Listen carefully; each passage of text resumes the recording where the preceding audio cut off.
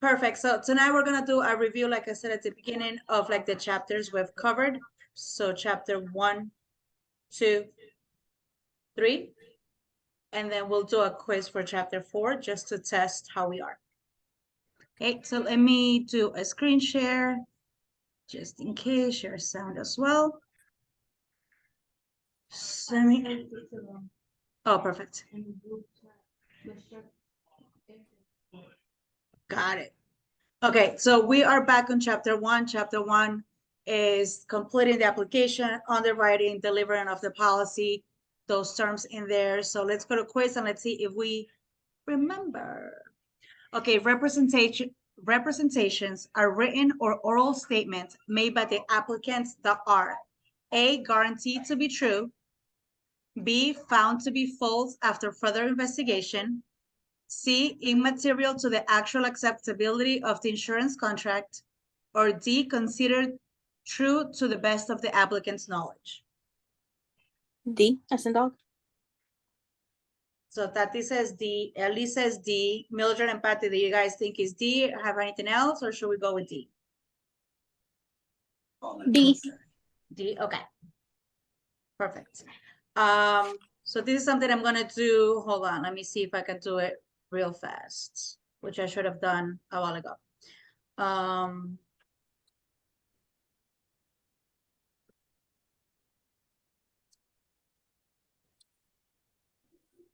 Okay, so I'm gonna do this because I know a lot of people like to Ellie.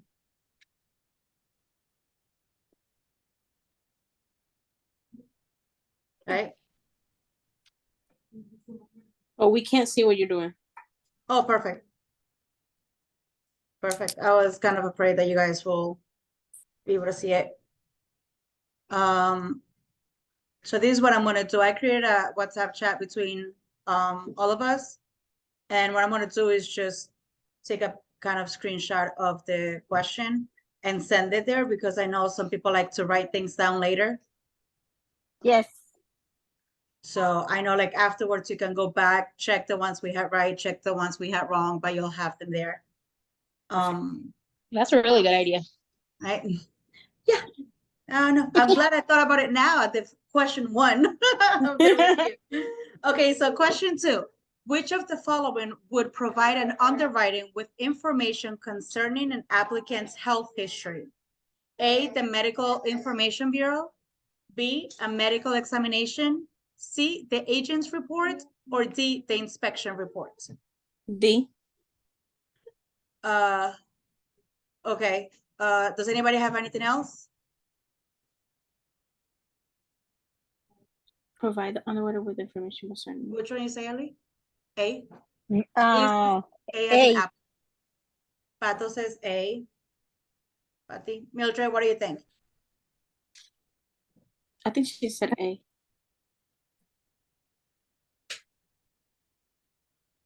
The health history, yeah, is A. A? Okay, so let's go with A, Tati, okay? And let's see. Yeah, yeah. A. So the inspection report is when you have a third party. That's true. So any like credit bureau, things like that, like a third party investigation, that will be an inspection report. Medical examination, it's basically that, just like blood and urine, like the paramedic medical exams. The agent's report, it's our basically application or notes that we take.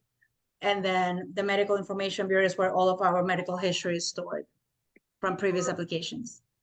Okay, so all of the following are duties and responsibilities of producers at the time of application, except. So we're looking for the wrong answer, right?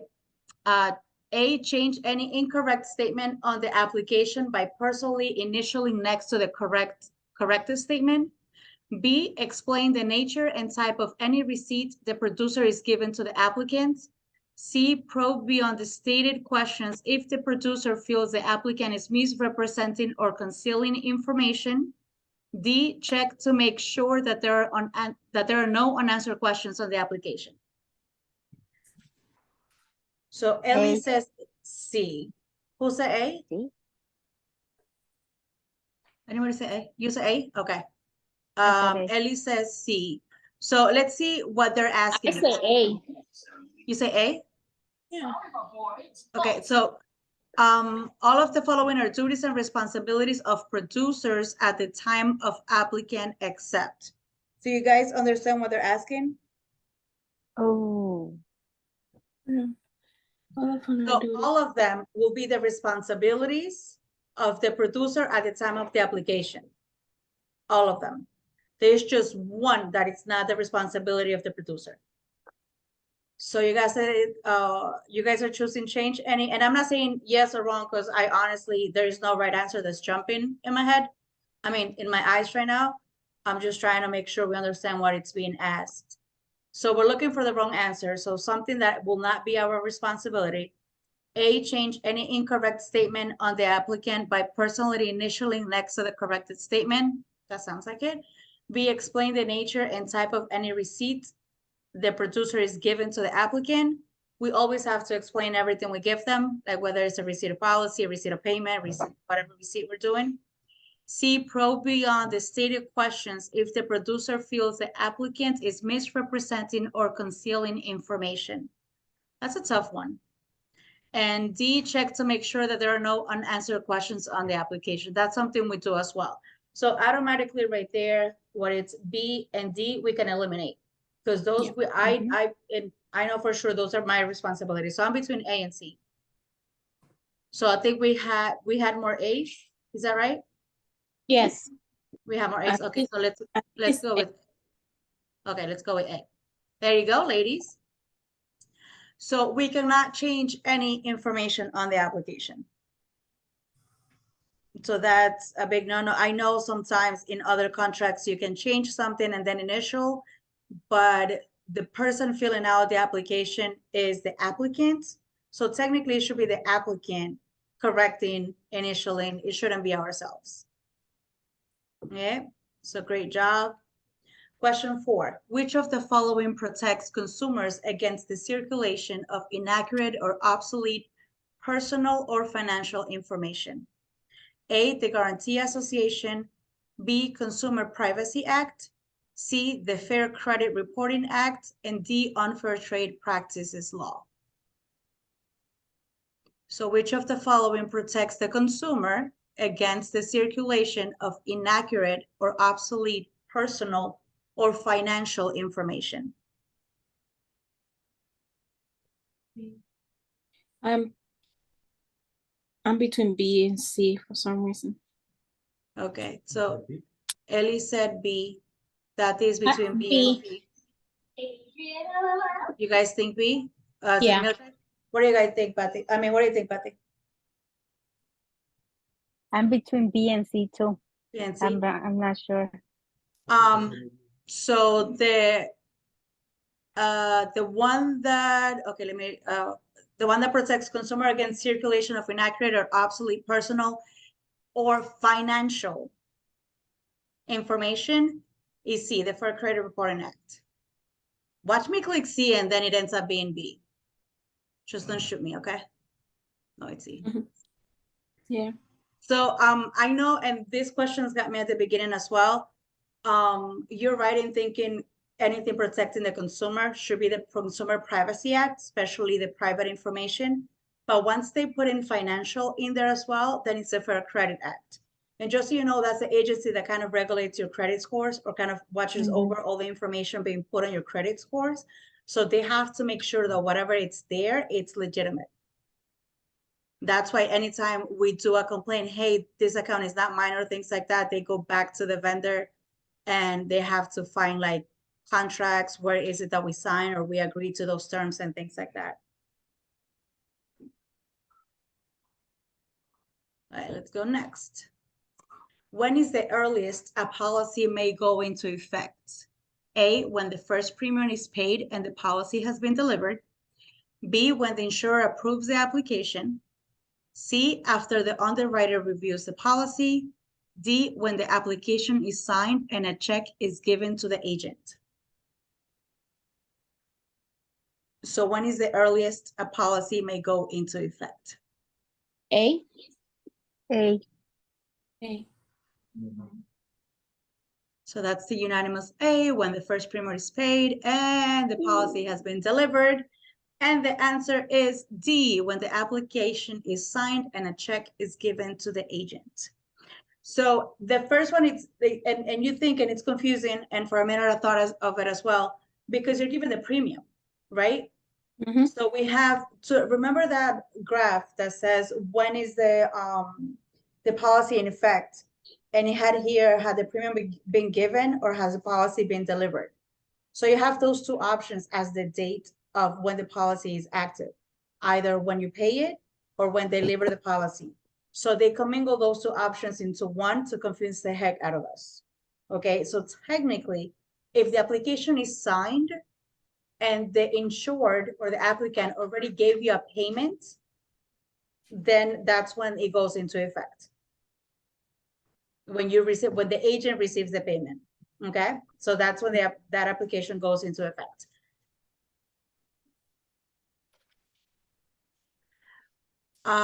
When the answer for that one, when the first premium is paid and the policy has been delivered, will be for the ones that need any extra medical records. Like the ones that are doing, not just the blood and urine, but they are like COD. They have some sort of health conditions that the underwriting has to go and do more process of investigation in order to approve them. So their application is pending and it only becomes active when when it's approved, they pay the first premium and the policy is delivered.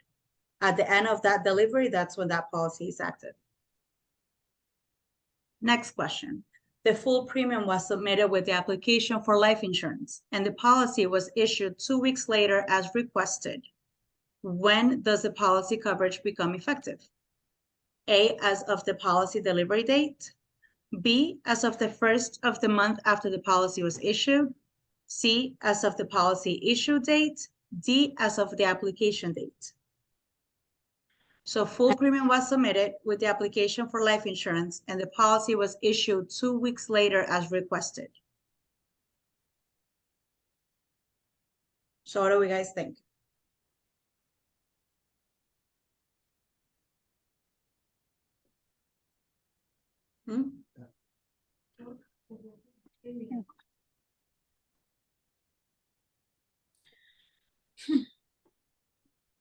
Yeah, so Ellie says if they pay the premium with the application, wouldn't it be the same date of the application? What's throwing me off on the question is that they requested the policy to be issued 2 weeks later.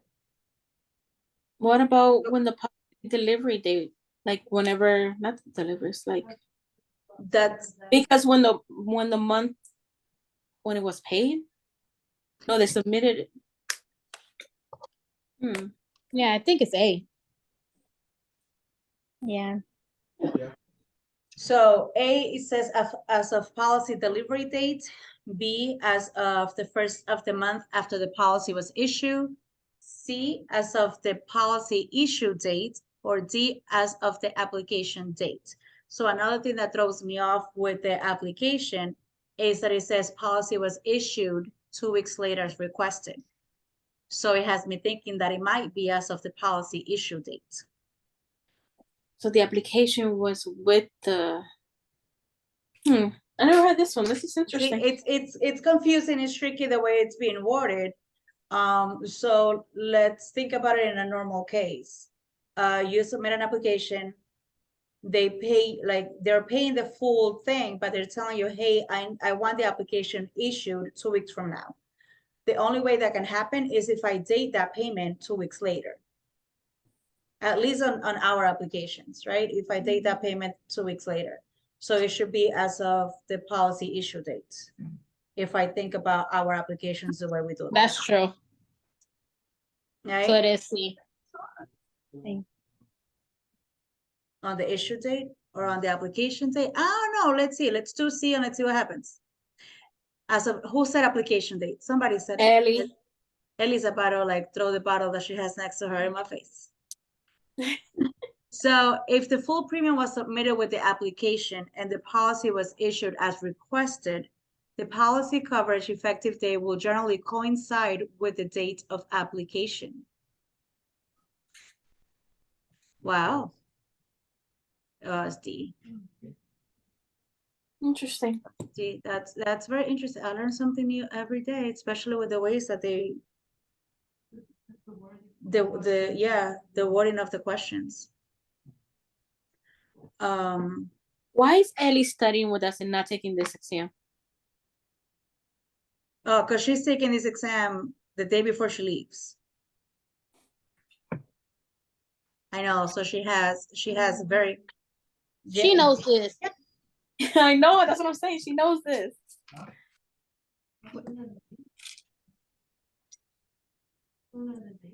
Oh, we're gonna check right now. We'll check right now. Okay, question 7. Whose responsibility is it to make certain that an application for insurance is filled out completely and correctly? Right? Whose responsibility is it to make certain that an application for insurance is filled out completely and correctly? D. B, the producer. B.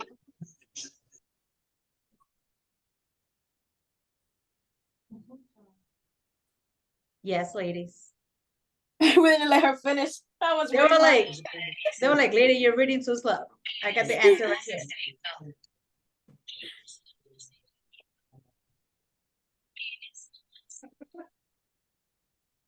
Not funny. Under the Fair Credit Reporting Act, if a consumer challenges the accuracy of the information contained in a consumer or investigative report, the reporting agency must A, defend the report if the agency feels it's accurate, B, change the report, C, send an actual certified copy of the entire report to the consumer, D, respond to the consumer's complaint. So under the Fair Credit Reporting Act, if a consumer challenges the accuracy of the information contained in a consumer or investigative report, the reporting agency must, what do you guys think? C. See? I say B. C. Well, they gotta respond to them too. So what are we thinking? What is it? I couldn't hear the letter. So do a name or a country with the letter that you're saying. I think that would be most fun. Casa. I'm thinking send an actual certified copy of the entire report to the consumer. Okay, so you're thinking China. Casa. Casa. Oh, Okay, there we go. You guys are thinking casa. What does Ellie think?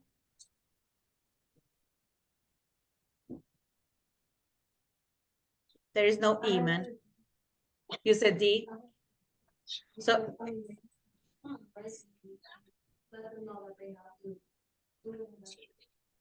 they do have to report their investigation. So it says, if a consumer challenges the accuracy of the information contained in a consumer or investigative report, the reporting agency must. Okay, so the majority said C. So let me click C, and if it's D, Ellie's gonna be like, I told you. Yeah. Look at her face. Her face says it all. The consumer has the right to request information on the report, the reasons to turn down, and any adverse underwriting decisions. However, the reporting agency is required to respond to the consumer's complaint. And if necessary, and this is what we were talking earlier, like if there is something wrong on your credit report and you send that Carolina. like, hey, there is something wrong, they have to investigate your complaint. Like it Carla, cannot be like, volverle lo que it cannot just be like, hey, I'm ignoring you.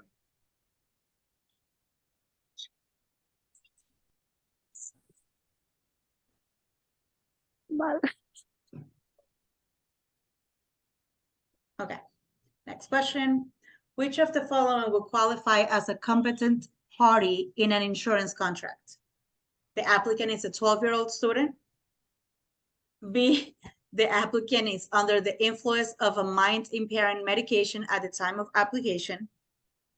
C, the applicant has a prior felony conviction. Or D, the applicant is intoxicated at the time of application.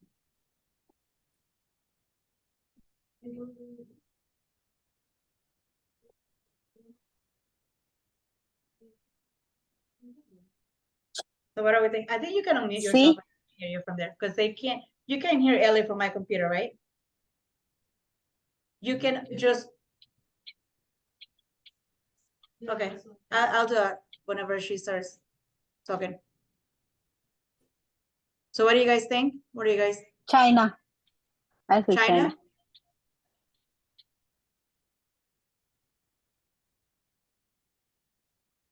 Should we go with China? Hold on. Okay, it says which of the following? Why do I echo? Okay, which of the following will qualify party? Okay, so let's go through the I options. think- Mhm. It's the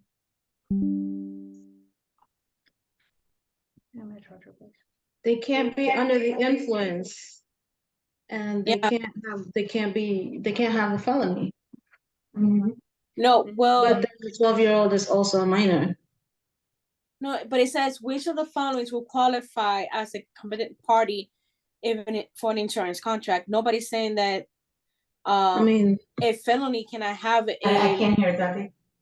Can you hear me? I I couldn't can. hear So what? Okay, Ellie. so I think that it's not C because it's saying for an insurance contract for somebody to get insurance. Just because a person had a felony doesn't mean that he cannot get insurance. So You're right. C out. Well, which of the following will qualified as competent party? So just because you have a felony does not mean you can't get, you Yeah. are the competent as a prior felon. You're right, that's it. I wanted you guys to work through the whole thing. Now,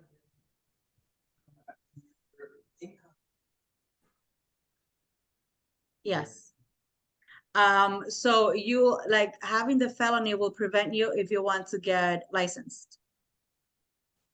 But in order to get life insurance, you can get life insurance with a felony. Question 10, which of the following best details the underwriting process for life insurance? A, reporting and rejection of risks.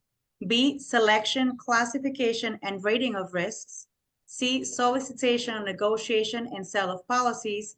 D, issuance of policies. So they're asking us what's the best details, which of the following best details the underwriting process for life insurance? Which one do you guys think we can automatically eliminate?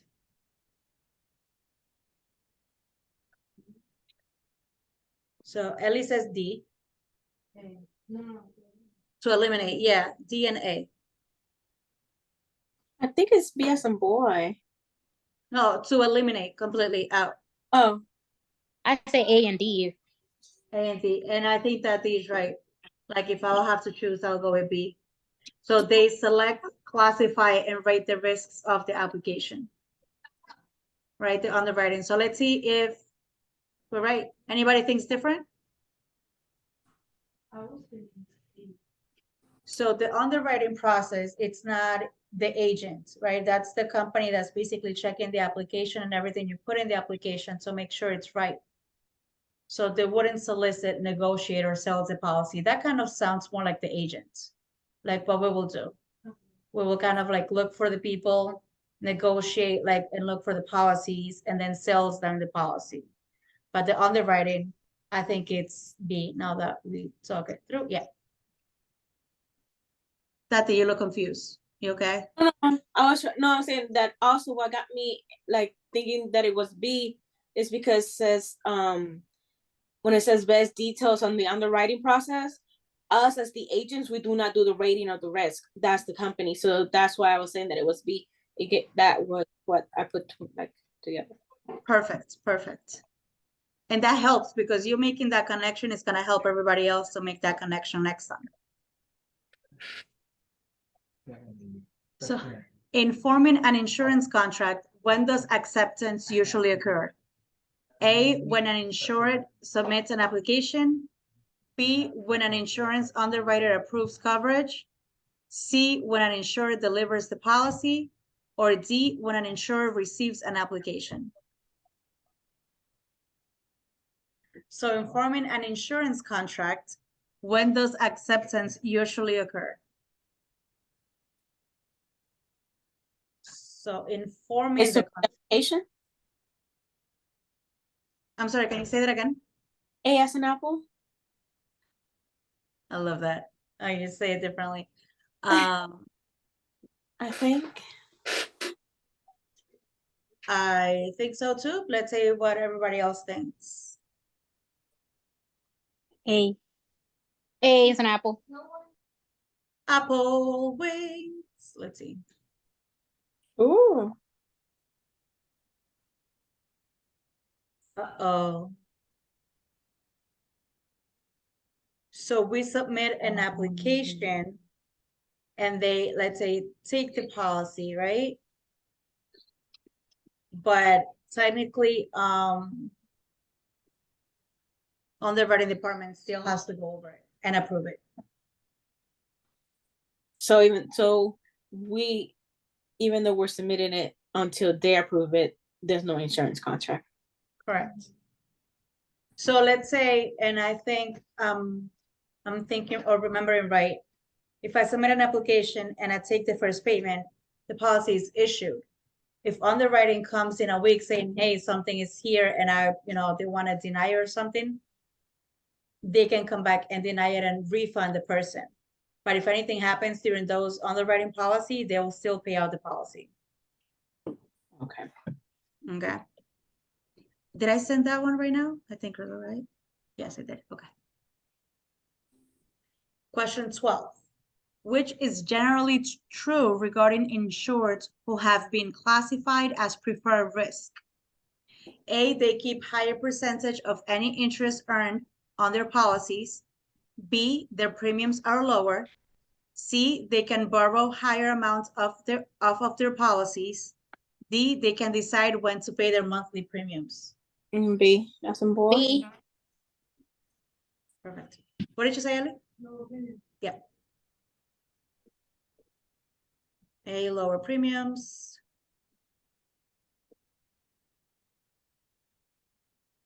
I almost laughed and couldn't finish that last option in there, as if they're gonna allow somebody to decide when to pay their monthly stuff.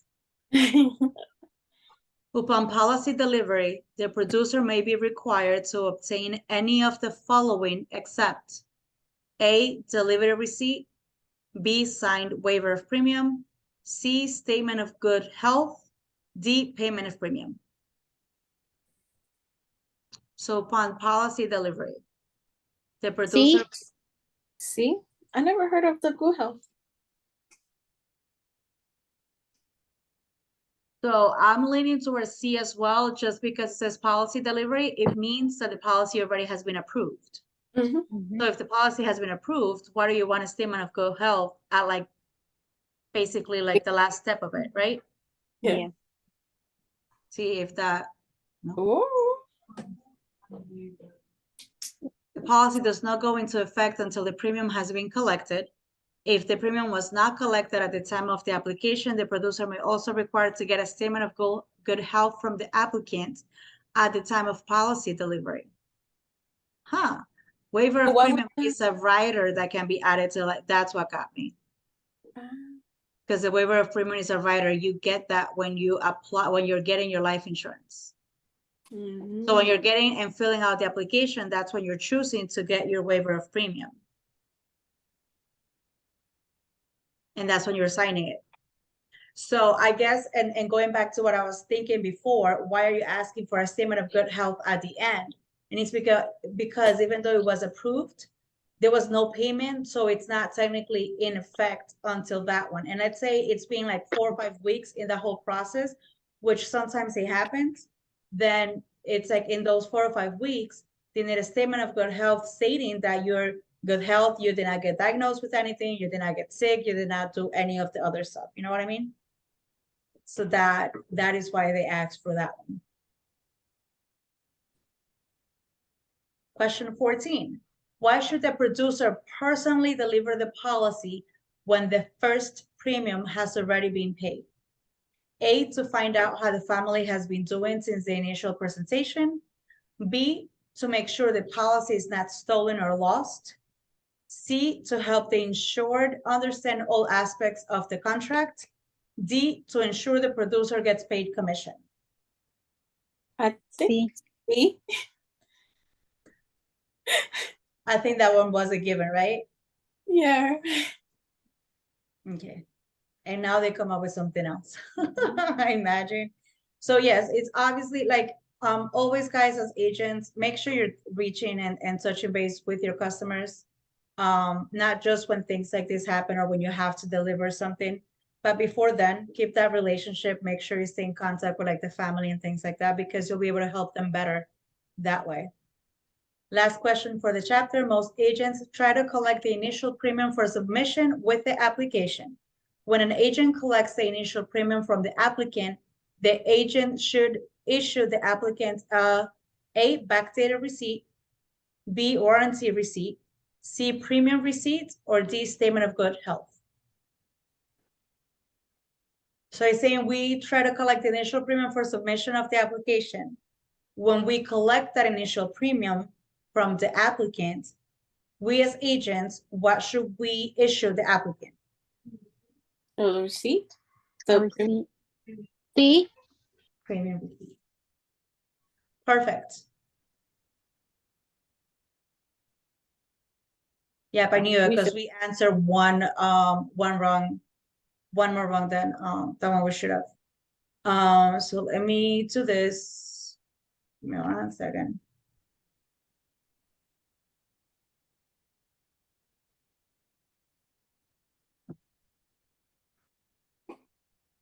So let's go through another one quicker. I won't take the screenshots or anything, okay? So if an applicant for a life insurance policy and person to be insured by the policy are two different people, the underwriting would be concerned about A, whether an insurable interest exists between the individuals, B, the gender of the applicant, C, the type of policy requested, D, which individual will pay the premium. A as an apple. A, A. perfect. When would a misrepresentation on the insurance application be considered fraud? A, any misrepresentation is considered fraud. B, if it is intentional and material. C, never. Statements by the applicant are only representations. D, when the application is incomplete. B as in boy. Good job. So remember, fraud is always intentional and material. Which of the following is a risk classification used by underwritings for life insurance? A, normal, B, excellent, C, standard, and D, poor. C. C. Standard, good job. Which of the following is not an essential element of an insurance contract? A, counteroffer, B, consideration, C, agreement, and D, legal purpose. A. A. That was funny. In classifying a risk, the home office underwriting department will look at all of the following except, so remember, we're looking for the wrong answer. A, applicant's present occupation. B, applicant's past income. C, applicant's past medical history. D, applicant's present physical condition. B as in boy. Yep. What is a material misrepresentation? A, concealment. B, a statement by the applicant that upon discovery would affect the underwriting decision of the insurance company. C, any misstatement made by the applicant for insurance. D, any misstatement by the producer. B as in boy. Let's go with B. Good job. What is the purpose of a disclosure statement in life insurance policies? A, to protect agents and insurers against lawsuits. B, to explain features and benefits of a proposed policy to the consumer. C, to obtain important underwriting information from the applicant. D, to help consumers compare policy prices. Is A, what is the purpose of a disclosure statement in life insurance policy?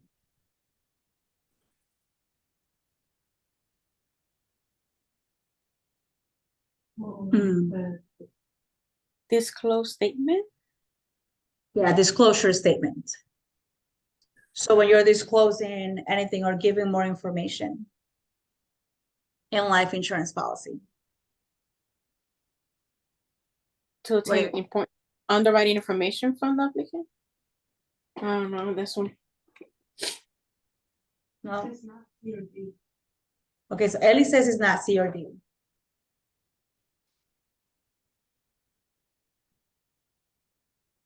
What do you guys think? Ellie thinks it's A. Does anybody that you think is C? Right? Okay, so I need somebody else to tell me which one do I click?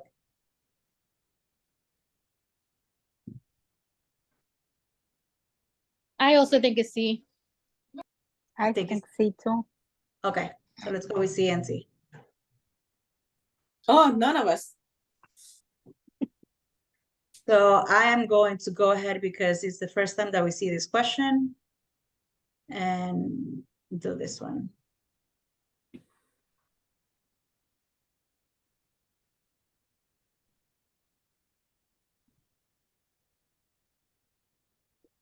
Proposed policy to the consumer. Oh, okay. Question 8. If a consumer requests additional information concerning an investigative consumer report, how long does the insurer or reporting agency have to comply? 3 days, 3 days. 5 days. The consumers must be advised that they have the right to request additional information concerning investigative consumer reports, and the insurer or reporting agency has 5 days to provide the consumer. There was another one that was 3 days. That is What was the just 3 days? It's out of my head right now, but there was something else that was 3 days. Wasn't it also with a, oh, they had 3 days to let's say they To were investigating- reject. That was 3 years. That was up to 3 years to reinstate the policy. Wasn't it like to reject? The one that was Maybe. 3 days? I think so. Maybe.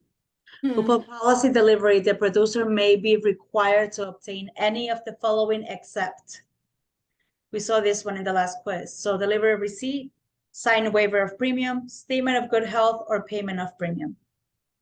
Sign and waiver of premium. The producer may be required to obtain any of the following except, yeah. No, that's what we did last time and we got it wrong. Yep, it's the sign waiver of premium, and that's because that's an insurance rider. Okay, so the Medical Information Bureau, MIB, was created to protect A, insured from unreasonable underwriting requirements by the insurance companies, B, medical examiners that perform insurance physical examinations, C, insurance companies from adverse selection by high-risk persons, and D, insurance departments from lawsuits by policy owners.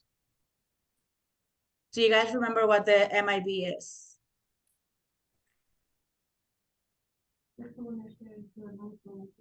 So it's the one that shares the medical information. So any type of health or life insurance applications you do, any underwriting that has been done, any health medicine, any health questions or medicine exams are all kept in the MIB. So anytime you go and reapply or get another company or try to put another application, everything they have uncovered before, it's there. That's why they say it doesn't matter which company you go to, they'll be able to see everything. What did you say, Patty? C. C? Okay, does anybody think anything else? Or do we go with C? I'll go with C. C? Okay. Good job. Question 11. An insurer neglects to pay a legitimate claim that is covered under the terms of the policy. Which of the following insurance principles has the insurer violated? A, adhesion, B, consideration, C, good faith, D, representation.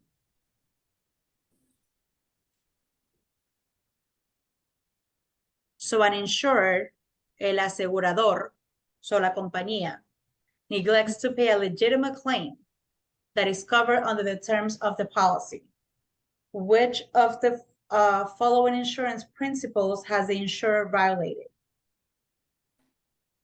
So we know representations are things we do during the application, right?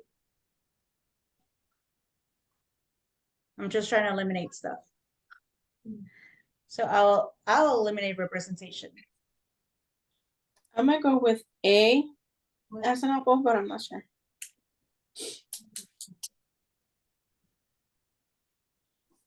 Hmm. Not remember what was the. Do you remember what adhesion meant in the policy, like in terms of the policy? That's what I was saying. Oh, one way, take it or leave it. That's when we take it or leave it? Adhesion and the insurer neglects to pay a legitimate claim that is covered under the term of the policy. So my brain is going to be more, just because consideration policy, like in my head, it's like I pay you the premium, you pay me the policy, like the death benefit if at a loss. That's why my head is going there, but I can't remember what adhesion meant. So adhere to. Adhesion is one way, take it or leave it kind of thing, isn't it? No, in that unilateral, No, I think that was the yeah, the unilateral is the one way. And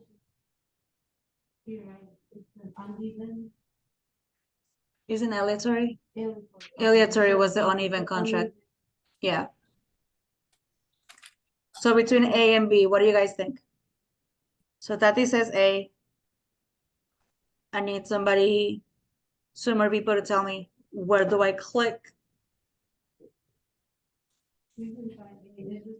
I think it's B. So Mildred think it's B. Patty, what do you think? Adhesion is when you like para mí, adhesion is pega, like when you adhere to the country, like como let me see. I think consideration too.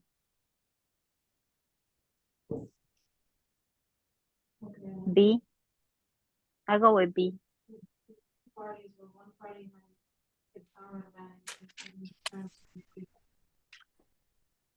Okay, so then it's B. Okay, so Mildred, Patty saying B, yes, consideration. So adhesion, I think Ellie found the definition was what? An agreement between two parties. Yeah, I'll put it down. Yeah. Okay, so an adhesion is an agreement between two parties where one party has a significant power advantage in setting the terms of the agreement.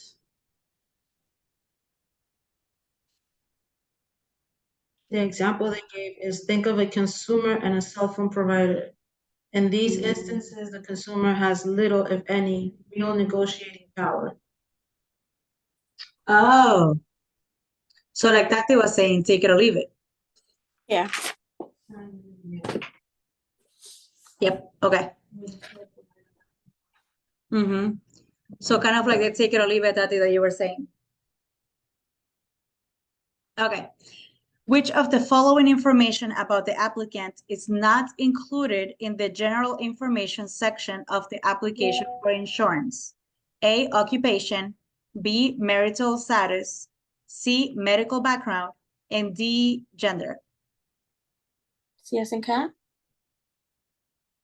I think so too, because occupation, marital status, and gender are like, Most basic thing. yeah, on the general information. Okay, so let's see, medical background. We'll do that on the part 2 of the application. Question 13, insurance policies are not drawn up through negotiations, and an insured has little to say about its provisions. What contract characteristics does this describe? Okay, so yeah. That's funny. Ellie just looked at me like, we just spoke about it. Question 14, when is the earliest a policy may go into effect?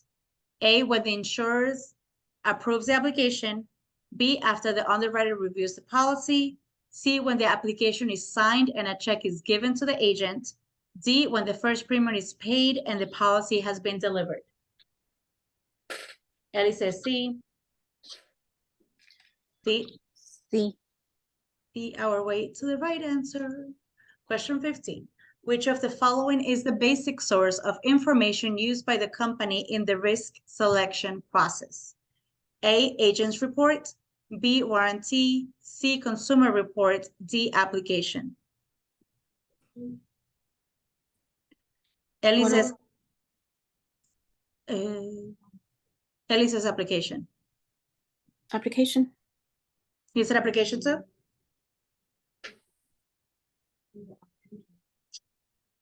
Hi, ladies, I see you passing that exam like nothing. There we go. Perfect. So it's gonna, because it's gonna do that, then close. Let's go. Yep, chapter 2. Oh, did I move it? No, okay. So now we're in chapter 2, types of life insurance policies.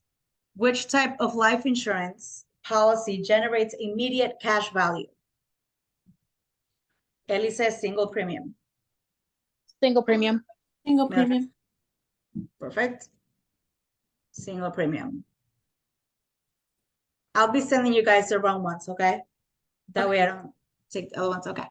An insured purchase a 10-year level term policy that is guaranteed, renewable, and convertible. What happens at the end of the 10-year term? A, the insured may renew the policy for another 10 years, but at a higher premium rate. B, the insurer must provide evidence of insurability to renew the policy. C, the insured may only convert the policy to another term policy. D, the insured may renew the policy for another 10 years at the same premium rate.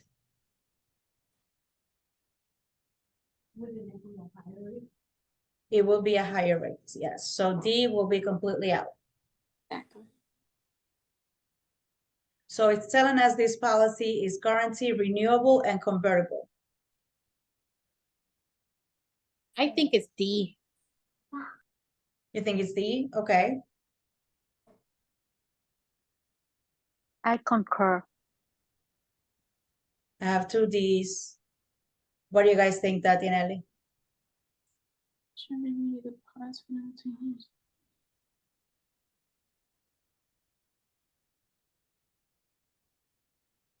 I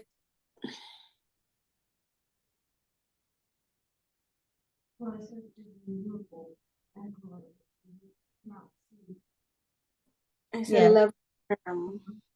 So C is automatically out because it says you can convert it. You right now have a level term policy, you can convert to another type of policy. So we know C is out.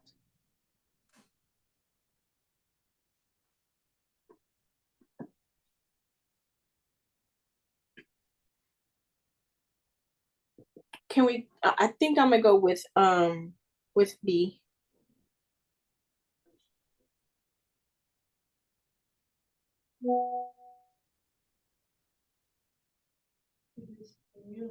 And also, like, they can renew it, but it's gonna be higher premium as well. So Ellie says if you renew it, if it's guaranteed renewable, means you don't need insurability. Okay. And I'm So not we'll saying have it's to go right, I'm with- just trying to make you guys hear what she's saying. So Um, if that's the case, it would be A then. so you guys want to try A, do you want to try D? Because I know Patty and Mildred said D. It's just, the only reason I don't want to try D is because it will never be at the same rate. It will be higher because the policy, once you renew it, it's always at the attained age. So you're 10 years older, you're gonna pay more in premium. So let's try A. And then they're gonna shoot me if it's any other thing. No, it was A. So, okay, I love the way we went through them. So B, the insurer must provide evidence of insurability to renew the policy. The question is telling you that the policy is guaranteed renewable. Means they're gonna renew, they're not gonna ask you for insurability. C, insurer may only convert the policy to another term policy. The conversion in a policy means you can convert to any type of insurance. Otherwise, it will just be renewable. You renew your same type of insurance, you can convert to another insurance product. And D said, renew the policy for another 10 years at the same premium rate. You're always going to pay based on your attained age. Perfect. So question 3. An insured has a life insurance policy that requires him to only pay premiums for a specified number of years until the policy is paid up. What kind of policy is it? A, limited pay life. B, variable life. C, adjustable life. D, graded premium life. I think it's A. I think it's A too. Good job, ladies. It's A. Variable whole life insurance is based on what type of premium? A, flexible. B, graded. C, level fixed. D, increasing. Variable.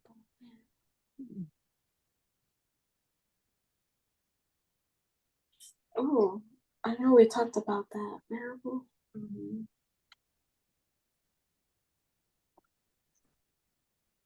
So what's a variable whole life? What type of product is it? Increasing? It's a life insurance policy that has cash value, and the cash value, it's variable, means it's in a separate account, so you have 2 products, and it's not guaranteed. So I'm just giving you kind of characteristics of that type of insurance to see if it triggers the answer. So Tatiana thinks it might be increasing. I think maybe C. I'm not sure about this one.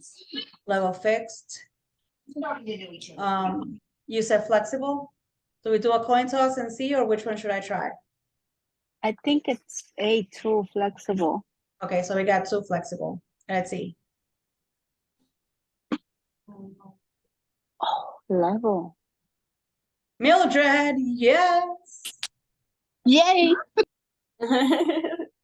So any type of insurance products that you have, well, especially this ones, you're always paying the same amount per month, so it will be a level fixed.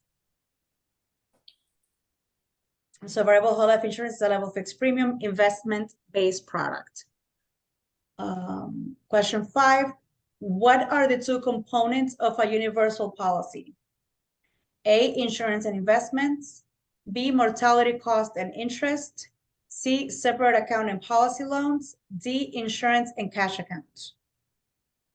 Did you take a screenshot of the previous one? Yes, ma'am. I already sent it. What? Okay, so Ellie is eliminating B out of this one, mortality, cost, and interest.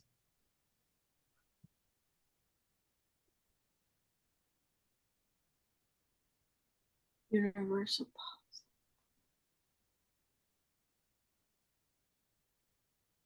Cool. So with the universal policy, remember the drawing with the faucets y el vaso de agua? ¿Cómo lo abren? So you're putting everything into that same one account, right? Like the water fits, and then from that one account, it pays what it needs to pay. If that So- helps. So it's A. A. It goes into separate accounts, don't it?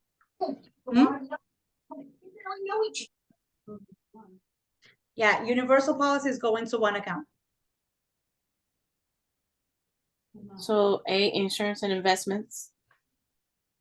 So we have that one. Ellie is eliminating C as well, because obviously it says separate accounts. So she's eliminating that one. Which one she eliminated? B and C. Okay, she's gonna go with A. I actually think it's D, but since you lady says A, I'll choose A. So when they say investment needs to have its own account.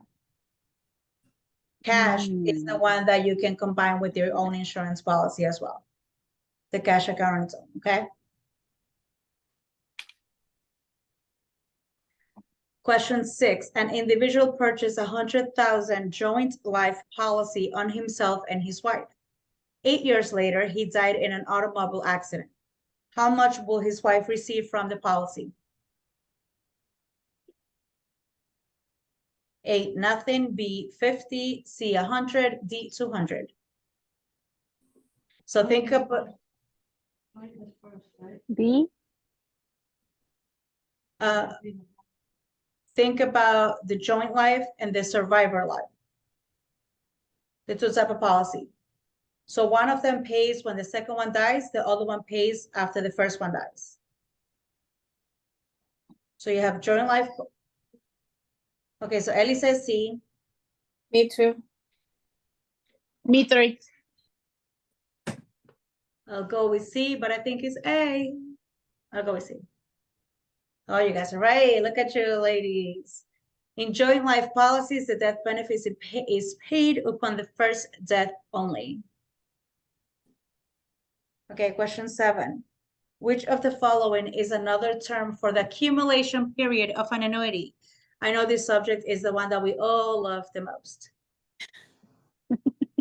So this is the accumulation period, okay? So A, annuity period, B, paying period, C, premium period, D, liquidation period. That's the pay-in period. So Yes. which another term for the accumulation period of an annuity? So you say paying period? Did I Mhm. hear it too, at least with the paying? Good job. Sorry. That was, what kind of policy allows withdrawals or partial surrenders? A, term policy, B, variable whole life, C, universal life, D, 20 pay life. So what kind of policy allows withdrawals or partial surrenders? What can you automatically eliminate from there? Term policies, says Ellie. Term policies don't carry any cash, therefore you can't do any withdrawals. So which one do you guys think or know is the correct answer between B, C, and D? I think I'm gonna go with B. I'm B? pulling towards B too. You guys saying B or D? Boy or David? Boy. Boy. Oh boy. Universal. Universal life products allows partial withdrawals. Did you say C? Oh, Seba said C. Universal life products allow partial withdrawal or surrender of the policy cash value. I took that. Hold on, that was question 8. Variable whole life does that too or no? No, it allows withdrawals, but not partial surrenders. So the way we think about it, partial surrenders is when you partially kind of give up the policy. Variable, you have a complete separate kind of cash or investment account, so you either surrender everything or nothing.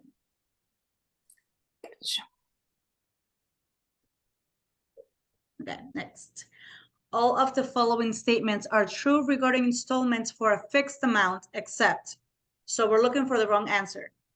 A, value of the account and future earnings will determine the time period for the benefits.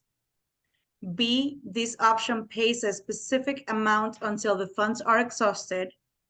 C, the annuitant may select how big the payments will be. D, the payments will stop when the annuitant dies.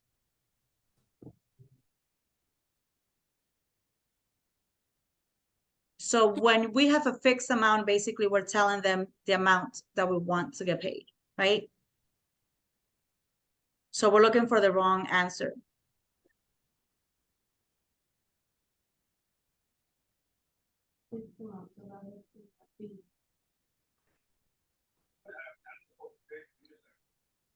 So it pays until the funds are exhausted. Is that what you're saying? It's not B, because it's a fixed amount, so it can't be B. Basically, it's a fixed amount.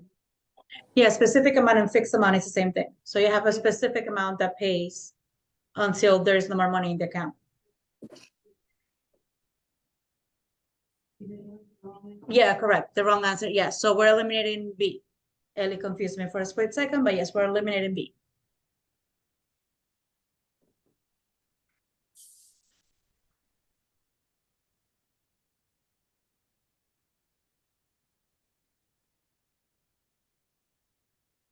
A. I might go with A too. I was gonna say the same thing. I was gonna say A also. You guys gonna go with A? Okay. I might think is like D, but I'm between A and D. But click on A. Because if I remember, you can choose on fixed amount, you can choose your beneficiary. So if something happens to you, somebody else can keep receiving the payments. But if you guys say A, I'll click A. Click A. 1, 2. Ellie's like, give me 5 more minutes. Click A. Okay. Yeah, D. So because we're telling them the fixed amount, meaning the amount we want to get paid per month, the size of the account will determine how long we're going to get paid for. So if we think about it that way, if you're telling them the time, like for how long you want payments, then they're just going to grab the dollar amount and divide them by the amount of years that you want to get paid. If you do the other way around, you say fixed amount, the only way they can determine for how long they're paying you is to see the size of that account. Okay. Okay. Oh, and this one was the wrong one. So let me go ahead and.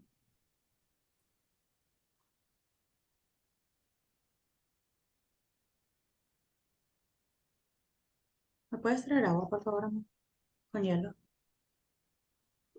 Please and thank yous. Question 10. If a contract provides a set amount of income for 2 or more persons with the income stopping upon the first death of the insured, it is called a joint and survivor annuity, D, deferred annuity, C, pure annuity, D, joint life annuity.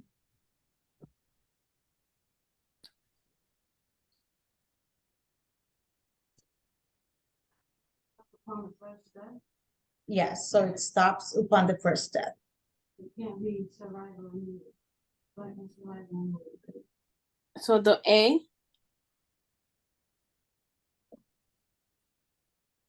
You say, okay, so if a contract provides a set amount of income for 2 or more persons with the income stopping upon the first death of the insured, it is called, So the income stopping. yeah, so the income stops Is it once D? the first die. You said David, right, Mildred? Yes. Ellie thinks D as well. Do we go with D, or Patty, do you think is A as well? This one I really don't know. Okay, so let's go with D since we had to go for it. D. So joint life annuity settlement option pays benefit to 2 or more annuitants, but stops upon the first to die or the death of the first. It sounded like the question we had before. Yes. But the other one was based on insurance, this one based on the annuity. The first. Mhm. Question 11. A married couple's retirement annuity pays them $250 per month. The husband dies and his wife continues to receive $125.50 per month for as long as she lives. When the wife dies, payments stop. What settlement option did they select? So Ellie says as a joint and survivor. I think that's Pepe, right? Like, what I is say that? A also. No, I I think didn't even read the thing. yeah, that gotta be Pepe. Okay, so a married couple's retirement annuity pays them $250 per month. The husband dies and his wife continues to receive $125.50 per month for as long as she lives. When the wife dies, payments stop. What settlement option did they select? So the question before, the payment stopped when the first one died, and it was the joint one. Mhm. Now, this one is saying it's stopping when the second spouse dies. So Ellie says it's A. It's Apple. A apple. I agree with A also. A, okay. Perfect, ladies. Before he died, an annuitant had received 12,500 in monthly benefits from his 25,000 straight life annuity. He was also the insured under a 5,000 paid up whole life policy that named his wife as primary beneficiary. Considering both contracts, how much will the annuitant spouse receive in benefits?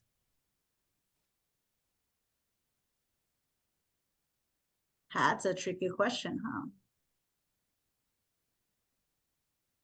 So before he died, he had received 12,500 in monthly benefits from his 25,000 straight life annuity. Let's stop the question at that. Do you guys remember a straight life annuity? So you get paid the same amount, it's leveled, but once you die, you lose it. Like there is no, like your spouse don't keep getting any remainder of that one.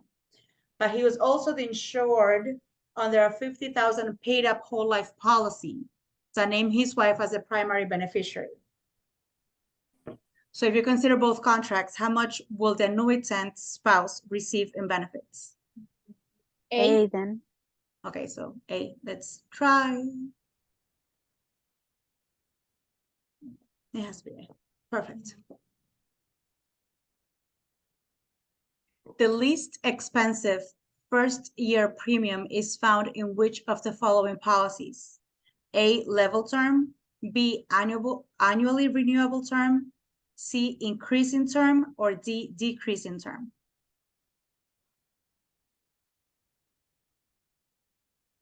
So we can automatically eliminate decreasing term. Yeah.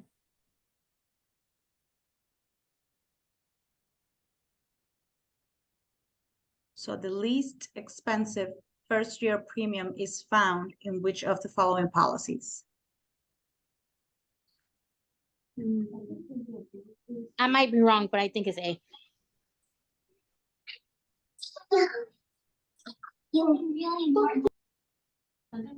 Level term, Mildred, so for level term, if your policy is 10 years, you're gonna pay exactly the same thing for all 10 years. So that one does not have, like it does not change year per year. The other three are the ones that can change, but we can eliminate decreasing term because that one gets to a point that it decreases because you owe less at the end. I'm going with C. Okay, so Patty goes with C. What are you thinking, Ellie? No, you were trying to talk, but. Tati, what do you think? B. Yeah, no, we did it. Yes, Tati, you said boy?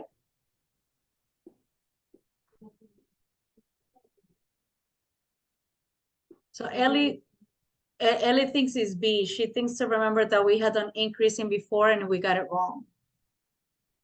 So let's try, since she said B and you said B, Tati, let's try B, okay? Because we have, so we B. Oh, got it. Okay. So because this is a more longer definition and it actually explains all 4 types of level term, I'm copying and sending it as well. Okay. Because it has more definitions in there. Okay, 14, a policy will pay the death benefit if the insured dies during the 20-year premium paying period, and nothing if death occurs after the 20-year period. What type of policy is this? A, term to a specified age, B, ordinary life policy, C, limited pay whole life, or D, level term. So a policy will pay the death benefit if the insured dies during the 20 years that you're paying. And nothing if he pays after that. Ellie says level term. Ellie says D. I agree. D. D is David. We got Mildred and Ellie with D. Patty, did you say D as well? D, yes, yes. level term. So the only policy that will only pay the death benefit while you're paying into it will be level term. So limited pay whole life, that you pay for 20 years, but you're covered your whole life.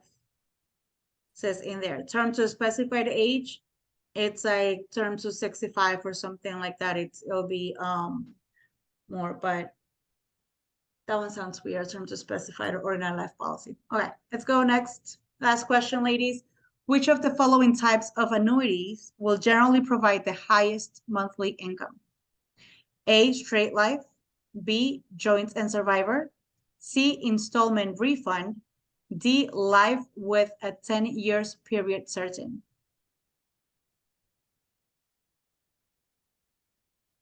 So which of the following types of annuities will generally provide the highest monthly income?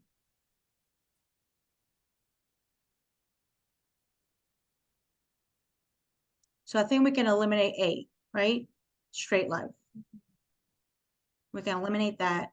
I think we can also eliminate joint and survivor. Maybe? No? Still confused? Yes, okay.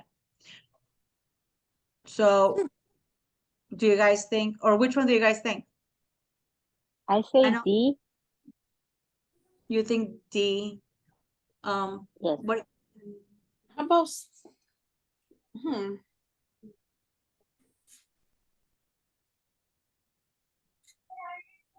I'm just guessing on this one. I have no idea. I'm gonna go with C as in cat.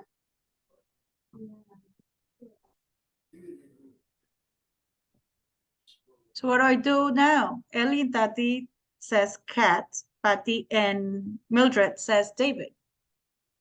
Adding Fanny. Oh, Mildred says David. Okay, and Mildred, thank you. So do we go with cats or do we? Yeah, go with cat. Go with cat? Okay. I was like, with cat or with David? Ooh, straight line. Wow. And the one that I eliminated, pure or straight life annuity settlement option will only pay for as long as the annuitant lives. Therefore, it has the potential to provide the highest monthly income.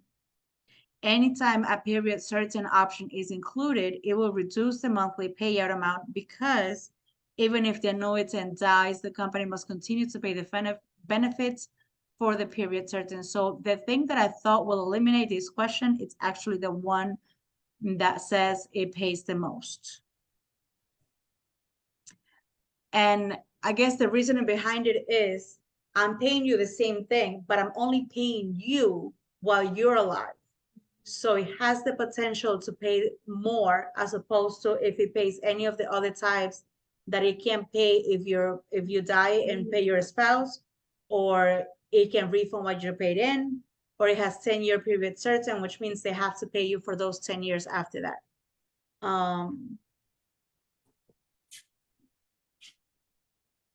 Wow. I think we still passed it. Oh no, we failed. What? What? 1, 2, 3. We missed 5. Oh, we got 5. We missed 5. Wow. I know. I thought, according to my calculations, I thought there were 4. Okay, let's We go. taking it. Let's see. The annuitant dies while the annuity is still in the accumulating stage. Which of the following is true? A, the insurance company will retain the cash value and pay back the premiums to the owner's estate. B, the money will continue to grow tax deferred until the liquidation period and then will be paid to the beneficiary. C, the beneficiary will receive the greater of the money paid into the annuity or the cash value. D, the owner's estate will receive the money paid into the annuity.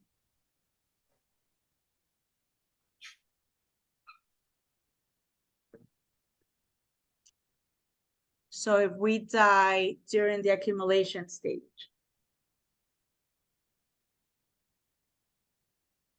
I think it's C. I think we saw this one. I think it's it because what else is she gonna get? Just what they invested. Okay, so let's go with C.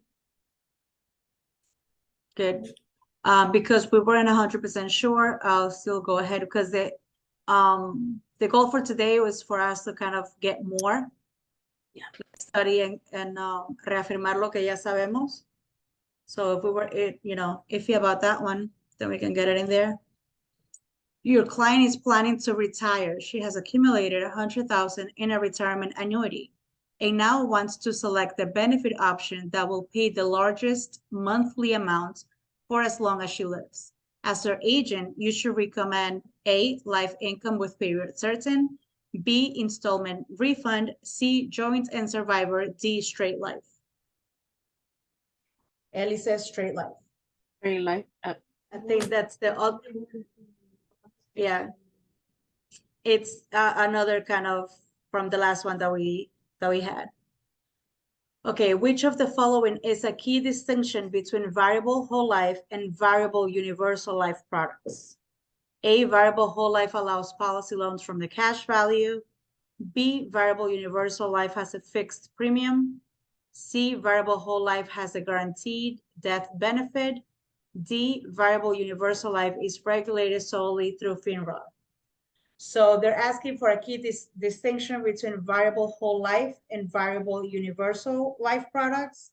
I think between both, we can eliminate A, which is policy loans from the cash value. You can do that in both, right?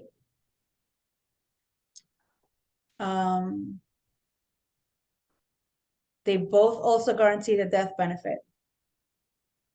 I'm gonna go with C. I mean, B. B. B, B as in boy. boy. Ellie, you think the same? Yeah. Yes. Patty, Mildred, do you think anything different? Should I click B? I agree with them. I agree, yes. B, okay.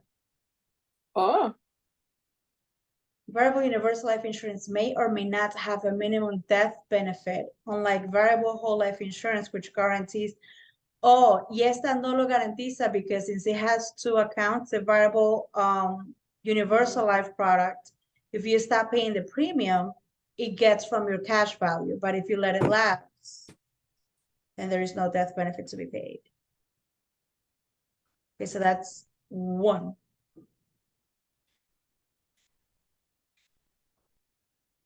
Which of the following is not a type of whole life insurance? love return. What type of premium do both universal life and variable universal life policies have?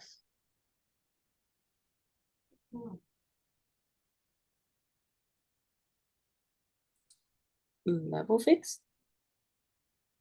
I think so too. Yeah. Flexible. They both got flexible? I'm gonna go back to the chapter after we finish the call and get the tables. To put them in here. I am very confused. So So you know, flexible premium for both universal life and variable life policies. Variable whole life insurance is based on what type of premium? I don't know no more. It's like we just saw it, right? What type of premium to both universal life and variable? Oh, wait, this is universal life and variable universal life. Variable universal life, like universal life itself has a flexible.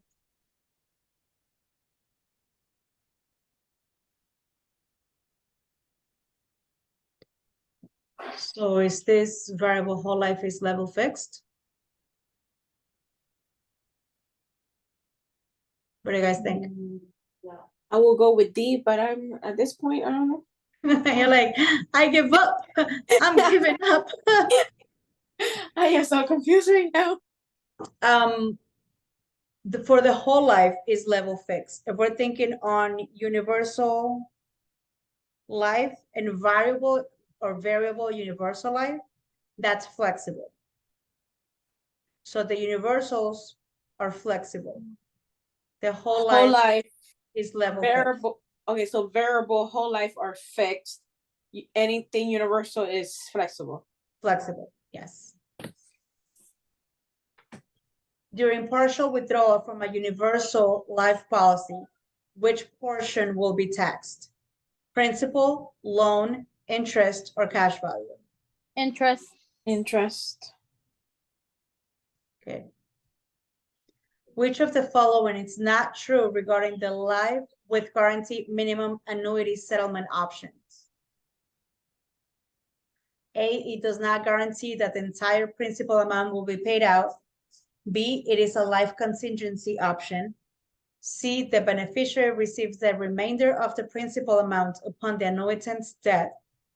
D, payments can be made in installments and as a single cash refund. D. We're looking for wrong answer, right? So we're looking Oh, for the wrong answer. Mhm. Which of the following is not true regarding the life with guaranteed minimum annuity settlement option?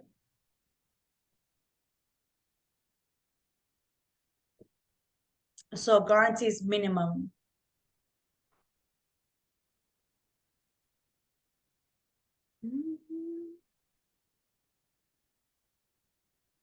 Well, I think it is guaranteed, then I would assume, anyway. So Ellie says that since the question says guaranteed, that she assumes is A. It's a guaranteed minimum. It does not guarantee that the entire principal amount will be paid out. I mean, it could be A. I'm just not 100% sure. Yeah, I think it could be A too because when it's guaranteed, it's guaranteed. Inserts is not guaranteed.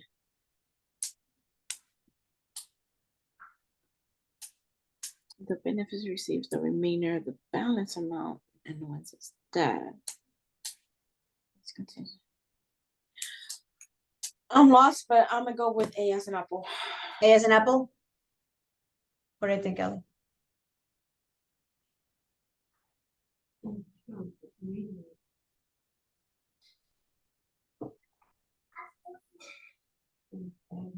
A. I'm gonna close my eyes. Yeah. So it's sometimes we overthink it, and it's because the other question says in our butts. I'm still gonna send it in just Yes. so you can have a review. Yeah. I really need to pay attention to this not and accept option question. Which of the following types of policies will provide permanent protection?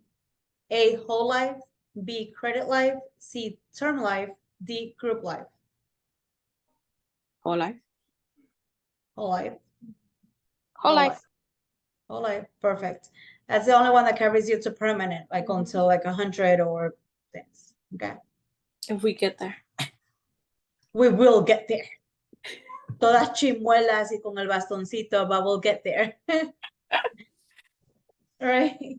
Under which of the following annuity option does the annuitant select the time period for the benefits and the insurer determines how much each payment will be? Installment for a fixed amount, installment refund, cash refund, or installment for a fixed period? So under which of the following annuity option does the annuitant, meaning the one receiving the money, selects the time period for the benefits? So you're selecting the period that you want to get paid, and the company is going to select the amount of dollars that it's going to pay you. D. The Sorry, installment. I have a bear here. Perfect. Under a pure life annuity, an income is payable by the company. A, only for the life of the annuitant. B, until the principal and interest are exhausted. C, for a guaranteed period of time, whether or not the annuitant survives to the end of that period. D, for as long as either the annuitant or a named beneficiary is alive. So it's under a pure life annuity.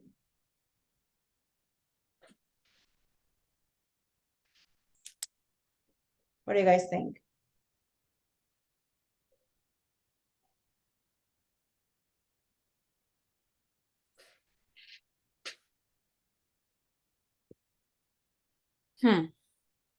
So pure life, I don't think I recall mentioning it or, going over it.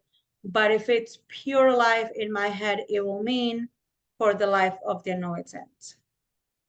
So purely alive, basically, like pura vida, como los costarricenses. That's funny. I'll think it's A. Oh, What do you guys think? oh, for your definition, yeah.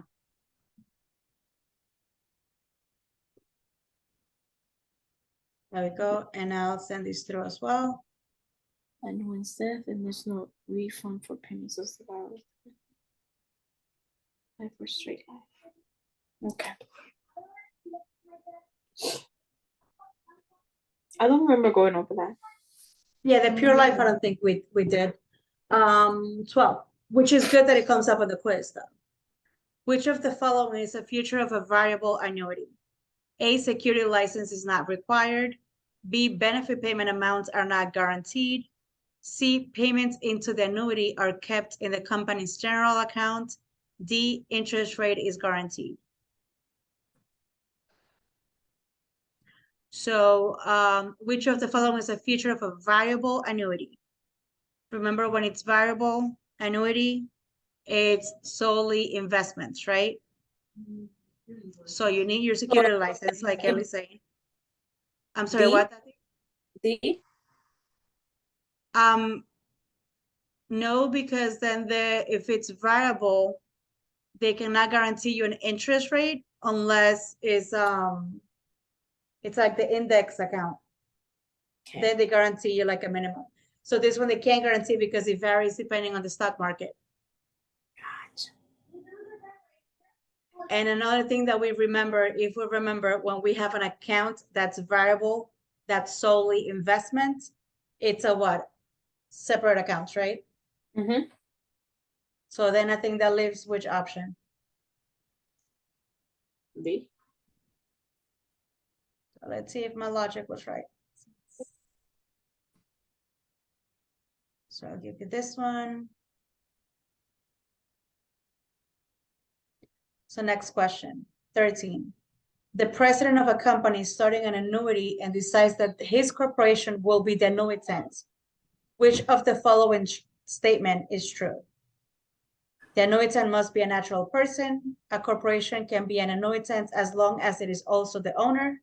A corporation can be an annuitant as long as the beneficiary is a natural person. The contract can be issued without an annuitant.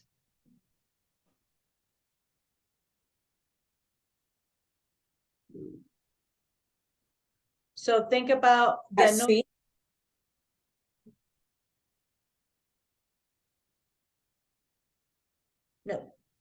No, and I think we are on track to pass it. So the annuitant must always be a natural person, because then all the calculations for payments and things like that needs to be calculated on the annuitant's life expectancy.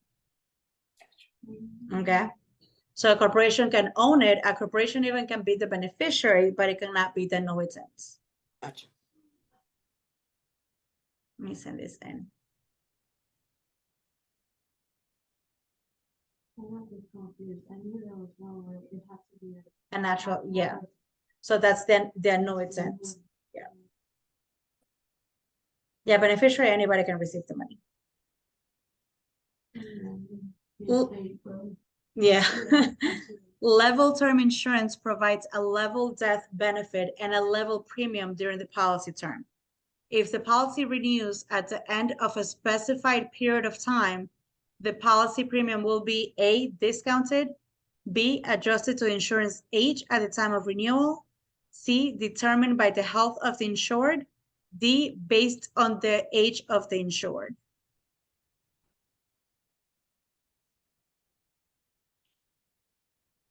So level term insurance provides a level death benefit and a level premium during the policy term. If the policy renews at the end of the specified period of time, the policy premium will be discounted. It will never be discounted, so we can just A's out. Ellie says B, adjusted to insured's age at the time of renewal. I agree with Ellie. Yeah, Me too. What I don't like is that B and C sound the same. No. D says based on the issue age of the insured when the policy was first issued. And I had to say it out loud in order to get it. Hi, baby. So B. Yeah. No, I'm saying B and D like sound the same, but then D, like that's issue age. So I had to read it out loud in order to get the issue age is when the policy was first issued. Okay, so the premium of a survivorship life policy compared with that of a joint life policy would be A, lower, B, higher, C, as high, D, half the amount. So the premium, that's not an option. She said, would it be the same? I'm like, is that an option? So the premium, so think about it, like what you're paying monthly of a survivorship life policy compared to that of a joint life policy would be. So if we think of joint life and survivorship life, so which one pays when? When does the joint life pay? When the first one dies. Okay, so joint life pays when the first one dies. So it will be higher. Because if the survivor, if you're paying until the second one dies, then you're paying more in premium. The premium of a survivorship life policy compared with a joint. Okay, so let's do higher and close my eyes and lower. Oh, no. It's the same thing as the last time. So survivorship life is the same as joint life in that it insures 2 or more lives. Yes, based on, yeah. The major difference is the survivorship life based on the last death rather than upon the first death. Since the death benefit is not paid until the last death, the joint life expectancy is in a sense is extended, resulting in a lower premium than what it is typically charged for a joint life. So we were thinking, and I think exactly happened last time, that because we're paying it for more time, we're paying more. But in term is the company is charging you more for the joint life because it's because you're paying it for less time. So I don't know if we got the 4 or we got perfect. And that was chapter 2. Okay, so let's do chapter 3. This is life insurance policy writers. Honestly, I think chapter 2 is the hardest. What do you guys think? Right? Because it includes the annuities, the variables, the universals, the index, all that stuff. So let's go through chapter 3. Which of the following is not typically excluded from life policies? A, death that occurs while a person is committing a felony. B, death due to war or military service. C, death due to plane crash for a fare-paying passenger. And D, self-inflicted death. So we're looking for the wrong answer. Which of the following is not typically excluded from life policies? So which ones do we know are excluded that we discussed the other day? Due to war That's all. military? War and military is excluded, yes. Tatiana Lisa, the same one. D I'm- also, Which one? D, D, yes, that's excluded because that's suicide basically. So you have the suicide Mhm. clause in there. So far B and D are excluded. Which other one is excluded? The, felony. The I felony. think it's A. the felony, yeah. A is, so the answer will be C. It's correct. So look at the way they're wording it. It's death due to plane crash for a fare-paying passenger. So you took a plane to Puerto Rico, to Maldives, to wherever you're going, and something happens to you, you just happen to be taking a flight. So it's not gonna be excluded from paying the policy. It's the pilot as long as that's not your job. If it's your job, then it's not excluded either. Yeah. An insured has a continuous premium whole life policy. She would like to use the policy dividends to pay off her policy sooner than would have been possible otherwise. What dividend option could she choose or could she use? A, reduction of premium. B, accumulation of interest. C, paid up option. D, 1-year term.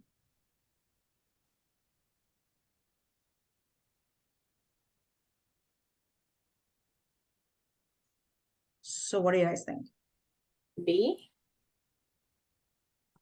So B will be one that's not in there. So accumulation of interest will be when you put the dividends into a specific account to just accumulate interest of it. Okay. It's the reduction. So Ellie seems to think is the reduction of premium.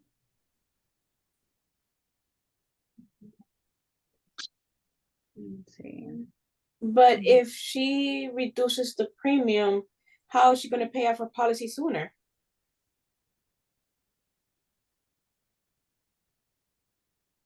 I don't know. Mm-hmm. The paid-up option. So if you reduce the premium, an insurance is a continuous premium whole life policy. She would like to use the policy dividends to pay off her policy sooner than would have been possible otherwise. What dividend?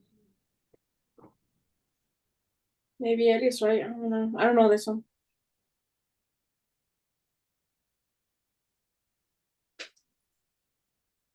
You're paying So a portion, you're using the dividends to pay it off. I think paid up option meant you buy more coverage. I think you were right on the reduction of premium. Does anybody think,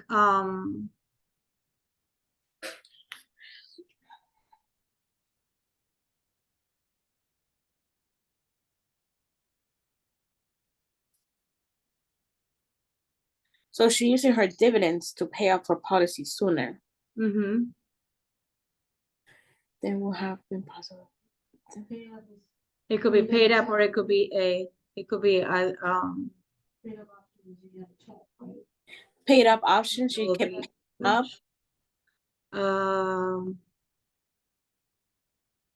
No, you keep the check will be the cash option when they send you the cash.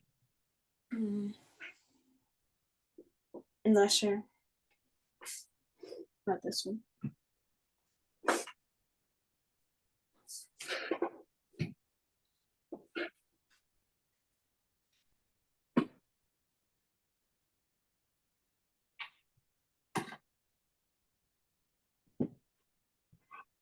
I don't think they know. Between A and C. So which one do you guys,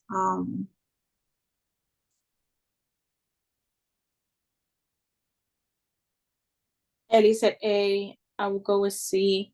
Mildred. yeah, at least between A and C. C. C? Let's see. Nice. So because we were doubting it. Yeah, you for know, sure. Because I had to read it 3-4 times. Yeah. So also just going through this little questions, and if it's easier, record yourself reading them and just hear them. So you can play them while you're working. Upon the death of the insured, the primary beneficiary discovers that the insured chose the interest-only settlement option. What does this mean? A, the primary beneficiary will receive the death benefit and the secondary beneficiaries will share the interest payments. B, the beneficiary will only receive payment of interest earned on the death benefit. C, the beneficiary must pay interest to the insurer. D, the beneficiary will receive the lump sum plus interest.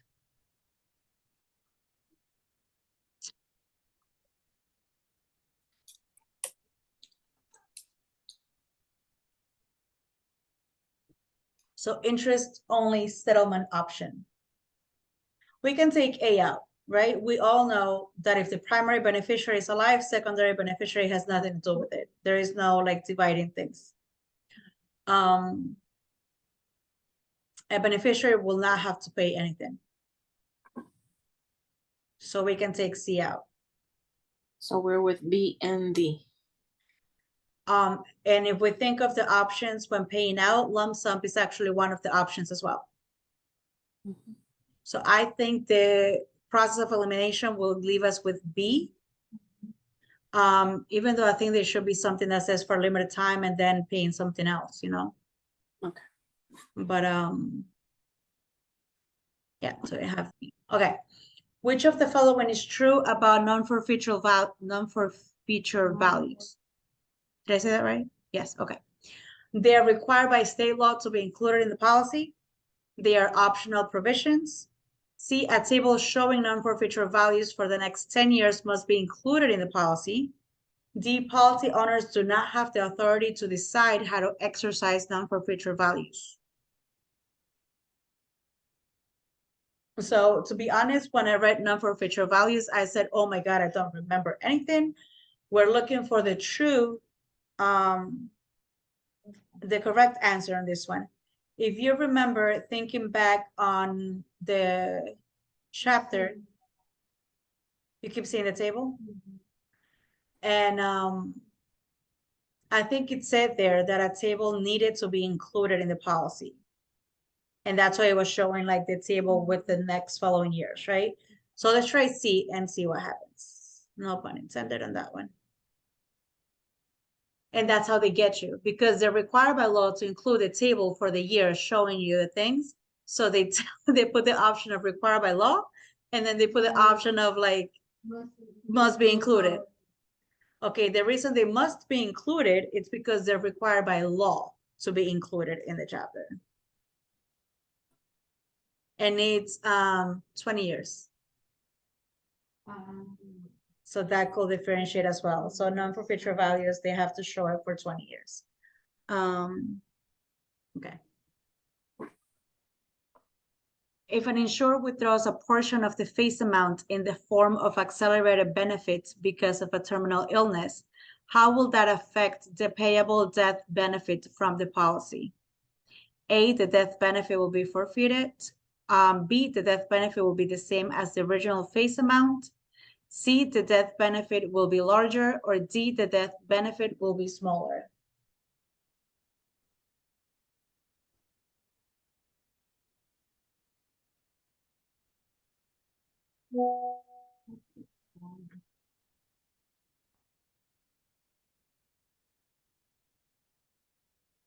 Smaller, yes, because you have to subtract the amount that you took out of the benefit. And so whether we pass or fail this, actually we're passing this one. I can't even say the F word. I don't want to burn you guys out, so we'll call it a day.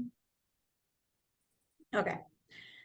Question 6. An insured pays an annual premium to his insured. In return, the insured promises to pay benefits in accordance with the terms of the contract. This is called A, conditions, B, utmost good faith, C, acceptance, D, consideration.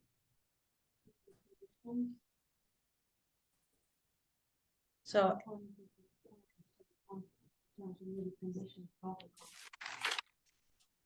Ellie is thinking conditions.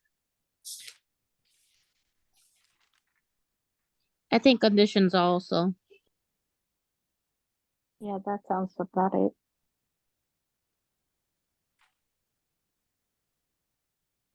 Conditions? Consideration. Remember, we have consideration when you're paying a premium and they're paying you a benefit.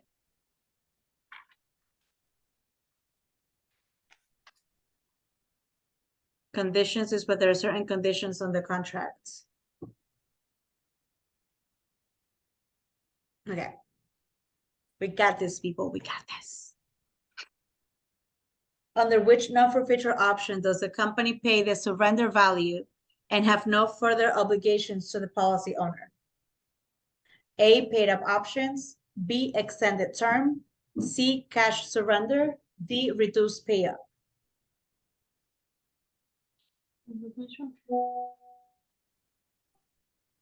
I didn't hear, I think somebody said something. Or maybe not. I think isn't it cash surrender? So when you surrender your policy for cash, there is no further obligations by the policy owner. So you no longer have to pay it, contract completely over. Which non-forfeiture option has the highest amount of insurance protection? A, decrease in term, B, reduced paid up, C, extended term, D, conversion. So which non-forfeiture option has the highest amount of insurance protection? Decrease in term? No, that goes down. Yeah, that one was down. Reduce paid up. Conversion.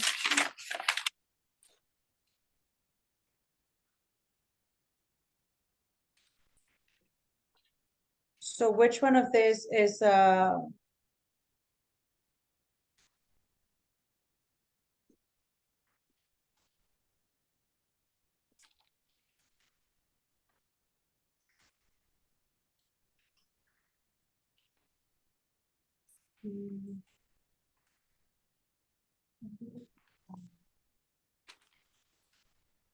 Ellie thinks extended term.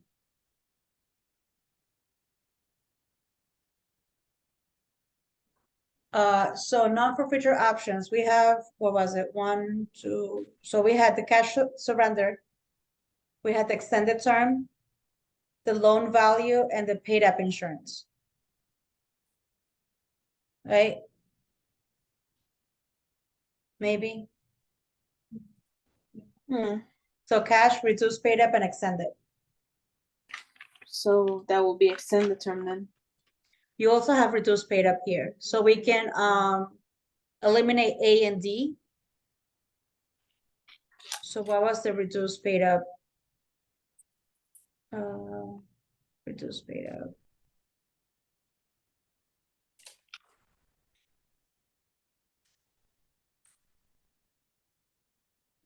So the highest amount of insurance protection. I think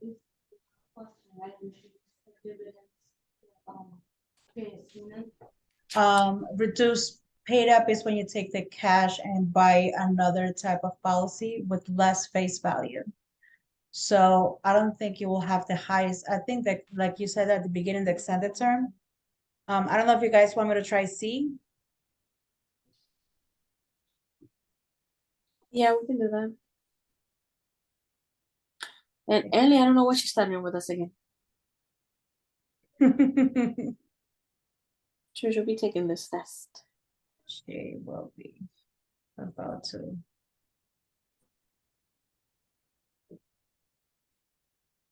Okay.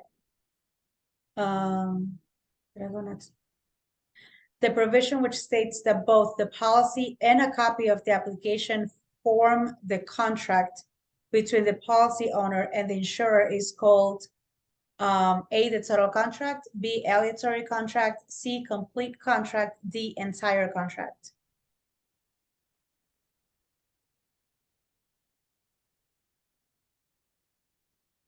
So I think this one is the one that confused us before, right? But I think the book only shows one of those terms. What did you say, Tatiana? The complete?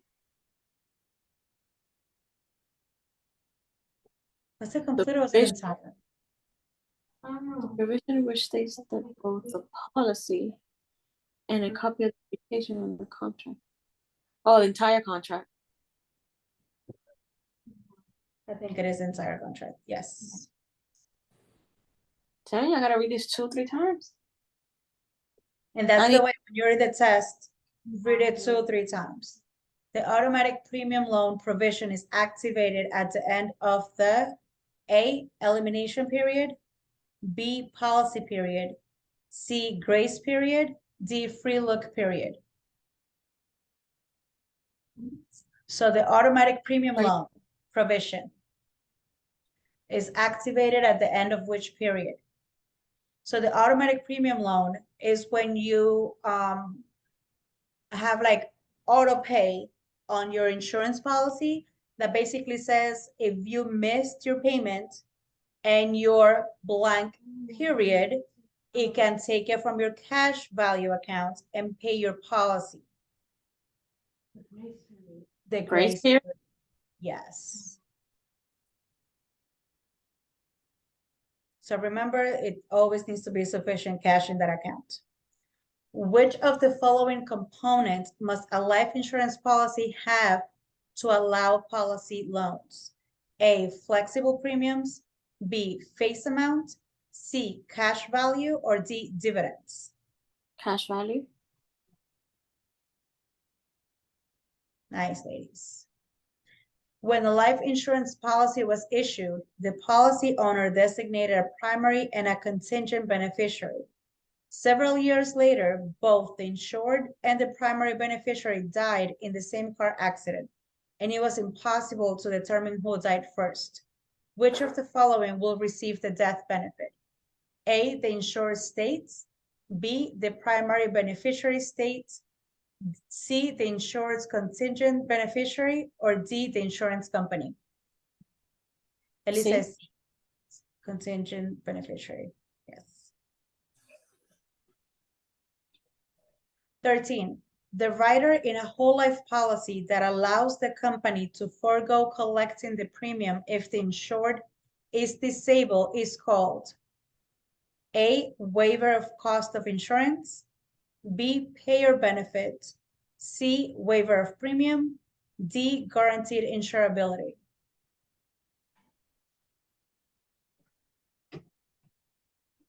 The payer benefit is the one with the, minors, right? Yes, payer benefit is the one with the minors. So So waiver of the premium? So here is the thing, and I think the one that will confuse me, and I guess it's confusing me. Guaranteed insurability, it just says that you're guaranteed insured, basically. So B and D are out, right? Waiver of cost of insurance and waiver of premium, they're basically the same thing, but waiver of premium is for level term because it's just, you just waive your premium. There is no cost, there is no expenses, there is none of that. Now, waiver of cost of insurance, it includes the premiums and any fees that the policy may have. So I think it's A. But I may be wrong. No, I'm kidding. For whole life policies, it should be A. Okay. And then it bites me in my butt, waiver of premium. I'm telling you, it always does that. Has been totally disabled for a predetermined period. The other one is in universal life. And I think that was the last one. So if it was the last one, then we're just gonna take it as a pass because I was the one that chose that one. You guys were going for C. I'm gonna send it my way. 14, when a policy owner designates a group of individuals as the beneficiary of a life insurance death benefit without specifically naming the individuals, this is called the STIRPS designation, class designation, revocable designation, or irrevocable designation.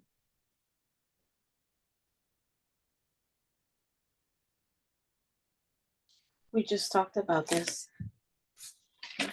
So revocable and irrevocable, none of that. Class designation? Ellie and you say the same thing, class designations. So always, yeah. It's a class. A group of individuals is a class, like Ellie's saying.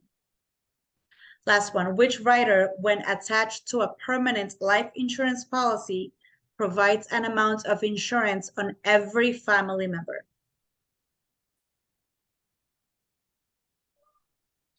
A, spouse, B, children, C, additional, D, family. Family term? Correct. And again, if oh no, here's We passed. We passed. and technically with an 86 because the other one I messed up. Okay, so we can stop here. Again, so that was kind of the review for chapter 1, 2, and 3. The next one is retirement and other insurance concepts. So that's chapter 4. Please go over it. Hopefully tomorrow, if you guys let's meet up at Miguel's a little bit earlier, and we can maybe start going over it, or after the training, we can maybe just take a quiz on it and see where we are. Will you be able to be there early? Yeah, that can be there early. What time you think early? 6? 6:30? I know it starts at 7. Hold on, let me stop my recording. Let me stop. Stop share.